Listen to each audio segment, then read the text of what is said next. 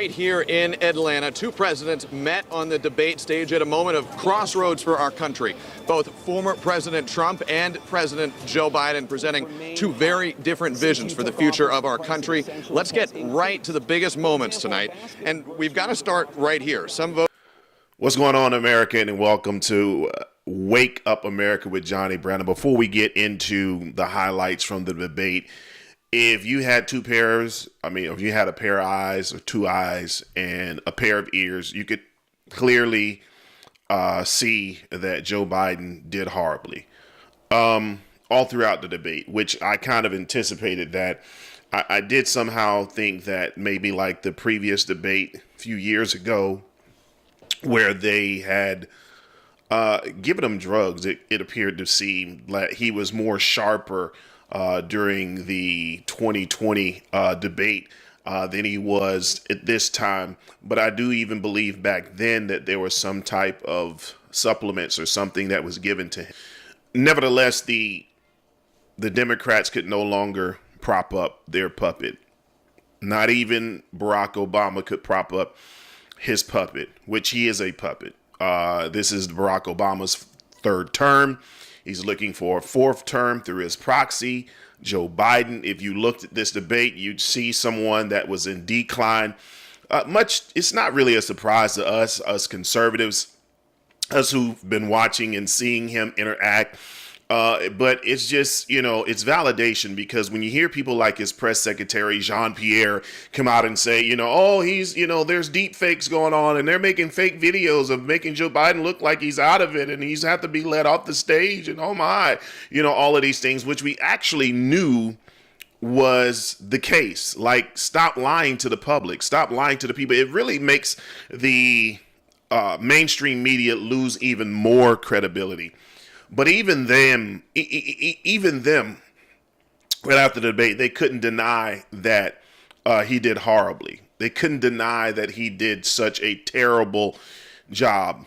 Only people who were delusional, who, of course, are going to say what they say no matter what the circumstances, people like Kamala Harris, people like MSNBC, some pundits of CNN, the mainstream media, the state-bought media, we expect them to react and respond the way that they do because they're an arm of the Democratic Party. They're an arm of the liberals. So, of course, they're going to agree or try to prop up their man, so to speak, in these senses. But let's get into this video as it pertains to the reaction, and then we'll come back with some comments as it pertains to the rest of this video. Expressed concern about President Biden's age and his ability to keep focus. Tonight, at times, the president seemed to lose his train of thought, including in his answer early in the debate to a question about the economy.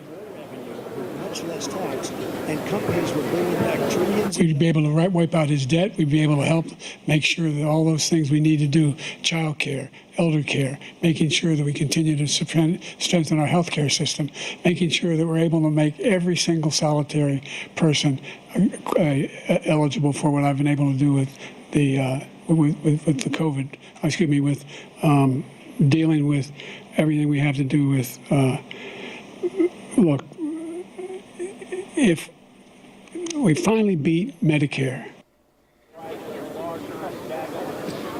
But that was not always the tenor of the debate. There were also moments of high-energy exchanges like this one, where Mr. Trump and Mr. Biden clashed over one of the biggest issues of this election, the future of abortion access after the Supreme Court's 2022 decision overturning Roe v. Wade.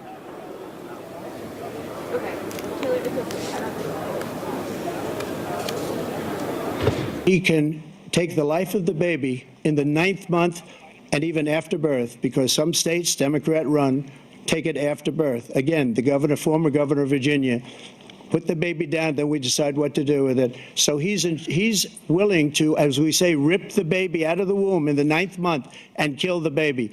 Nobody wants that to happen, Democrat or Republican. Nobody wants it to happen. You're lying. That is simply not true. The Roe v. Wade does not provide for that. That's not the circumstance. Only if a woman's life is in danger, she's going to die. That's the only circumstance in which that can happen. But we are not for late-term abortion, period, period, period. You seen that, you heard that, that exchange. I mean, it was really terrible all throughout. I mean, if you watch any length of the debate at any part, it was really horrible throughout. One of the things that I want people to realize is that they don't have a leg to stand on. See, we got to go back and we got to rewind the tape. We got to go back and we got to rewind the footage. And what do I mean by rewind the footage? I'm talking about his first 2 years in office. Joe Biden's first 2 years in office, the Senate was controlled by the Democrats. The House was controlled by the Democrats. So all three branches of government were controlled by Democrats, right? And it amazes me how they say, or how he says, what we're going to do. Well, what you're going to do is what you did, because when you had all three branches, when you had the power to write legislation, when you had the power of the Senate, when you had the power and still have the power of the presidency, what you did was you passed a whole bunch of laws for the LGBTQ community. It's ridiculous how I see sometimes, people of color, black people, who will say, well, we need 4 more years of Biden because Trump was so terrible. And then they look back at the Trump presidency. We look at the economy. We look at all of the things that were going great. And they somehow forget that. And then they somehow think that magically in 2025, Joe is actually going to do something different than what he's done in the past 4 years. No, it's going to be even worse. They talked about the open border, which Joe Biden and his administration, they're openly allowing illegal immigrants to come in and basically, like Trump was talking about, they're being given all types of benefits, which is coming from the taxpayers' dollars. Those benefits, by the way, are for people who are supposed to be on some type of Social Security, elderly, people who've actually poured into the system by way of working their entire lives. So you're taking it from people who've poured in over the years and you're giving it to illegal immigrants. What's going to happen? You're going to bankrupt the system. If people are coming in and taking away from what they didn't put into, it's bankrupting the system. Notwithstanding, they're spending billions of dollars on illegal immigrants. Billions of dollars with a B. Billions of dollars, like President Trump alluded to, in regards to putting them up in hotels when they come over here, giving them all different types of benefits, whether it be medical, whether it be food, clothes, shelter, you name it, they're getting it. And veterans are sleeping on the streets.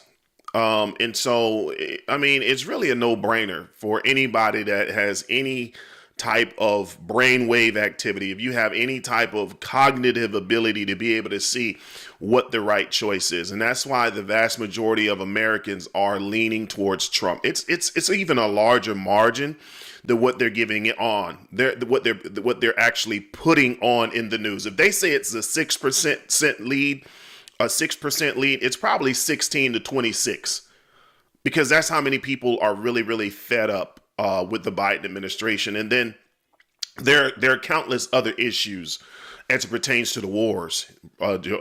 President Trump brought up the debacle in Afghanistan, how horrendous that was, that we gave billions of dollars in equipment and money to the Taliban. We just left there. We're not respected on the world stage. We're not respected by other countries. We're not. And it's as a direct result of the leadership. And really, you know what? The slap in the face is that they really think the American people are that dumb that you can't discern with what you see with your own 2 eyes and what you hear with your own ears to see the difference, to see the contrast between President Trump and President Biden. They really actually think that you're that dumb. They think we're that dumb.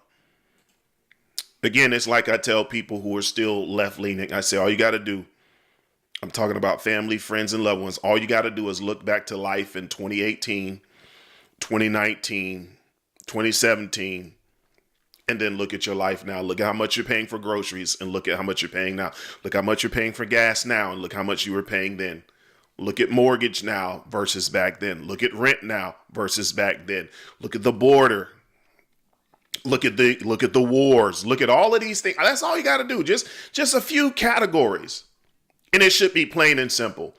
If you're not a part of the brainwashed liberal media. If you're not brainwashed. If you don't vote color, which is so stupid.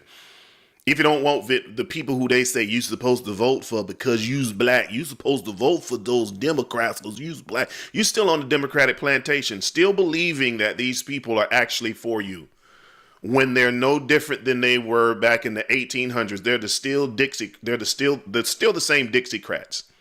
They're still the same party of the KKK. They still are. Nothing switched. They're just doing it by another way. They're deceiving and causing the same destructive entities,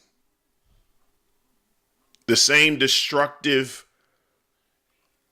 policies as they did back then. The only difference is now they actually have people brainwashed to vote for them instead of they have to terrorize and use the KKK to do it. So let me know what you guys think. Please like, subscribe, share, comment on this video. Let me know what you guys think. Thanks for watching Wake Up America with Johnny Brown. We'll be back on the next one. Blessing.